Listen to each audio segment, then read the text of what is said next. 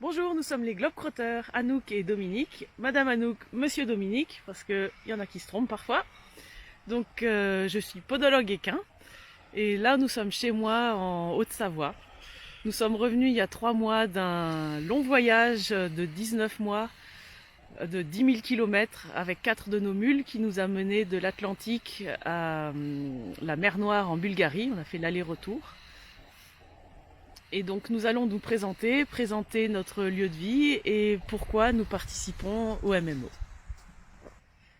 Là on est au fond du pré, c'est le seul endroit où en ce moment il y a du soleil. Là c'est Sima, une de mes vieilles juments.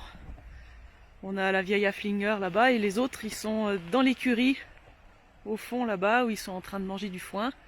Devant l'écurie il y a une petite carrière. Et au-dessus de l'écurie, il y a la grange pour le foin, la sellerie et une salle de cours où j'ai déjà organisé pas mal de stages. Sinon, je fais aussi pension. Là, c'est chez moi et Dominique. Donc on habite là, au milieu de tout le monde.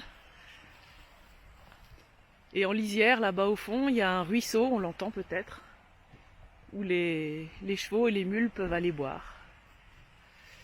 Et tout au fond, on a vue sur la vallée. Donc moi je suis Dominique.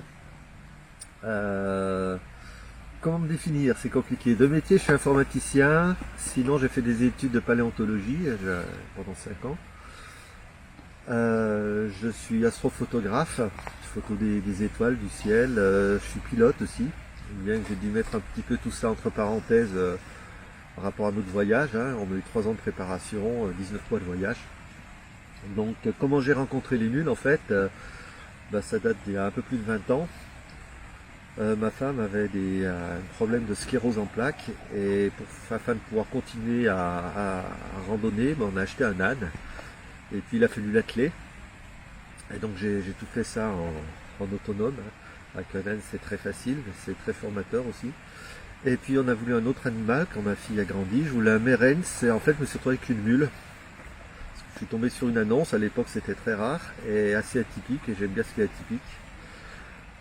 Donc mon approche elle est très autodidacte, j'ai vraiment du mal à appliquer des méthodes, des recettes de cuisine, je suis pas très formation non plus, j'avoue que j'ai un petit peu du mal à appliquer un protocole.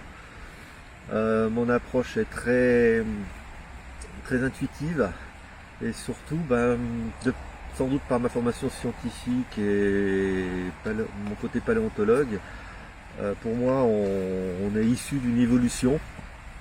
Les animaux, les chevaux, les chiens, les chats ont chacun suivi une stratégie différente. Ils sont allés au bout de cette stratégie et sont parfaitement adaptés. Donc j'ai pas cette approche condescendante ou plus ou moins dominante avec ces animaux. Pour moi, on est vraiment des petits frères et j'essaie vraiment de comprendre leur nature. C'est pas une méthode, c'est pas quelque chose de réfléchi, mais ça me semble évident si on veut. Moi j'essaie de parler nul et je crois que j'y arrive pas mal. On a pas mal de points en commun entre moi et ces bêtes. Donc voilà, je suis plutôt dans le feeling. Pour moi, tout est travail. Donc j'ai du mal à faire des vraies séances de travail, à dire voilà, on s'y colle, on se met dans la carrière et on tourne en rond. Je sais pas trop faire. Par contre, je suis très opportuniste. Tout est travail, les nourrir, rester avec eux, les changer de pré. Tout est dialogue et quand on les connaît bien, on voit bien tout est dialogue, tout est challenge. Et ce sont des animaux magnifiques, intelligents, curieux, plein d'humour, mais il en faut aussi. Et comme disait Anouk, on a vraiment vécu avec elle une extraordinaire aventure, H24. Pas toujours facile, mais riche. Et pour moi, c'était une vraie motivation et un vrai intérêt de ce voyage. Les mules, c'est une grosse contrainte, mais c'est aussi une belle histoire.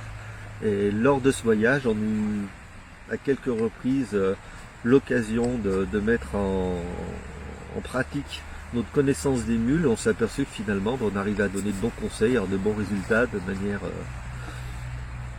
complètement spontanée, parce qu'il fallait vraiment s'adapter à la situation. Alors, pour ma part, c'est ce qui m'a donné envie de participer à l'aventure c'est quoi, du MMO? Du MMO. Alors, donc je suis Anouk. J'ai commencé à monter à cheval quand j'étais très jeune, vers 6-7 ans, dans un poney club. où j'ai passé ensuite tous mes galops. J'ai le galop 7 d'équitation, enfin à l'époque ça s'appelait pas comme ça, ça s'appelait l'éperon d'argent pour les anciens. J'ai aussi le galop 5 d'attelage, j'ai pratiqué un peu toutes les formations entre 1 et 5 chevaux. On s'est bien amusé avec ça.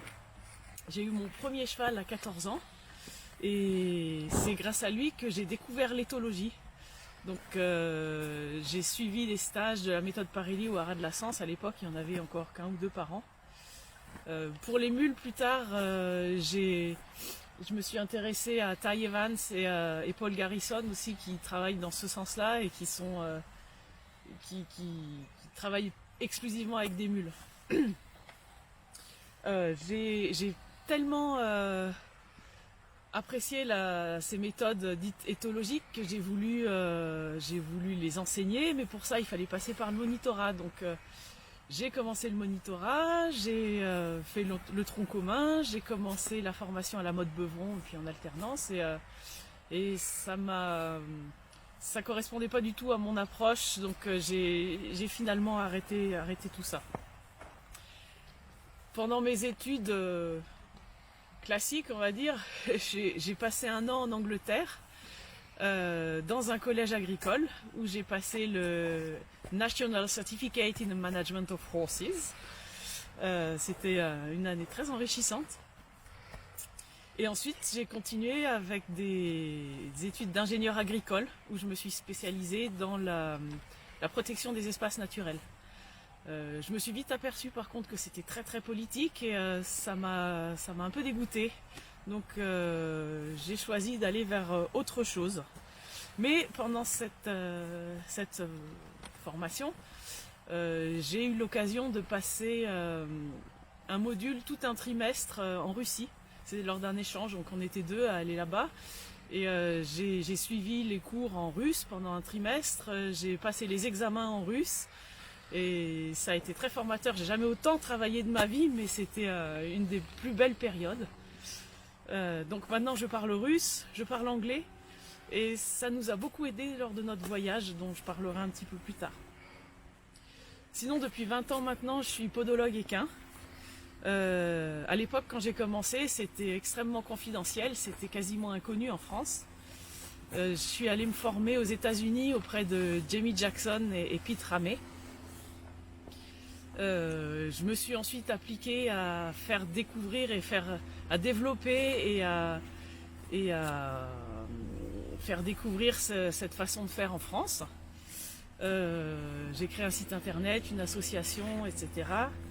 J'ai traduit le livre de Pete Ramey en français. C'était à l'époque le seul livre qui décrivait une méthode de parage. À l'époque, on parlait de parage naturel. Ensuite, je me suis intéressée à Casey Lapierre et j'ai suivi sa formation. C'est une formation que Casey Lapierre a développé toute une science autour de la podologie et du fonctionnement du pied. Il a développé tout un modèle de fonctionnement et une théorie extrêmement cohérente et très très pointue, très très en détail. Donc c'est aujourd'hui cette méthode et cette approche que je suis dans mes parages et le suivi de mes clients. Aujourd'hui, en plus de mon activité de podologue, je fais un petit peu de pension.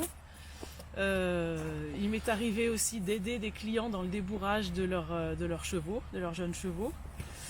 J'ai fait quelques naissances, j'ai eu quelques naissances à la maison de chevaux et de mules. Et ce qui me plaît énormément, c'est l'éducation, faire naître un poulain et puis ensuite arriver à l'éduquer, le dresser quand il est plus âgé. C'est vraiment quelque chose qui me plaît beaucoup. Les mules, comment je suis arrivée aux mules, j'en ai croisé quelques-unes, mais je leur avais jamais prêté beaucoup d'attention, jusqu'au jour où avec Émile Braget, qui est un cavalier voyageur au long cours, on a fait un échange de stages, un stage de parage contre un stage de battage pour apprendre à batter. Et là, Émile, qui adore les mules, nous a présenté ces animaux en détail. On a pu en manipuler quelques-uns pendant le stage. Il nous a montré beaucoup de photos et de vidéos de mules.